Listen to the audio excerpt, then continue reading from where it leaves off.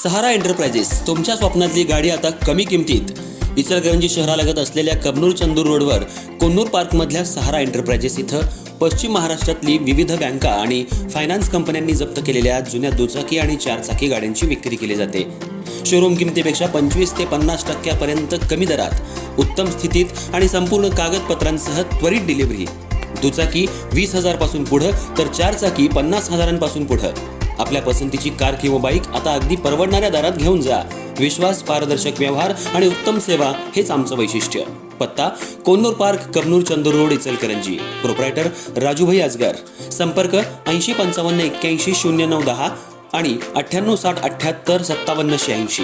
सहारा enterprises, दर्जा, विश्वास आणि बचत यांचं परिपूर्ण ठिकाण।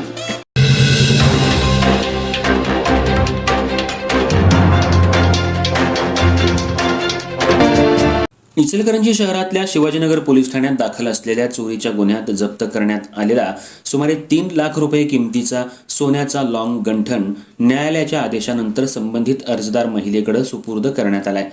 न्यायालयीन प्रक्रियेनंतर मालकिणीला तिचा ऐवज परत मिळाल्यानं समाधान व्यक्त करण्यात आलं।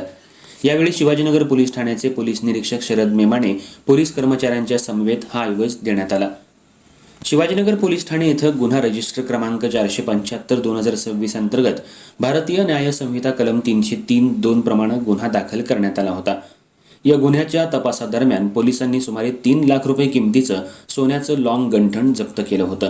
त्यानंतर संबंधित ऐवज मिळवण्यासाठी अर्जदार पुष्पावती अभिजित शिंदे व 29 वर्ष राहणार मोराळे, तालुका खटाव यांचं गंठण जप्त करण्यात आलं होतं। पोलिसांनी तपास करून यातील चोरीचा गेलेला सोन्याचा दागिना ताब्यात घेतला होता।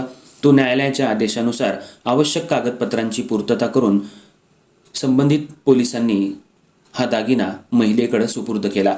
चोरीच्या गुन्ह्यांमध्ये जप्त माल योग्य तपास आणि न्यायालयीन आदेशानंतर मूळ मालकांकडे परत देण्याची प्रक्रिया नागरिकांसाठी महत्त्वाची ठरत असून यामुळे नागरिकांचा न्याय व्यवस्था आणि पोलीस प्रशासनावरील विश्वास अधिक दृढ होत असल्याची भावना व्यक्त करण्यात आली। चोरीला गेलेला सोन्याचा दागिना पोलिसांनी परत केला आहे। यावेळी शिवाजीनगर पोलीस ठाण्याचे पोलीस निरीक्षक शरद मेमाने आणि पोलीस स्टाफ उपस्थित होता।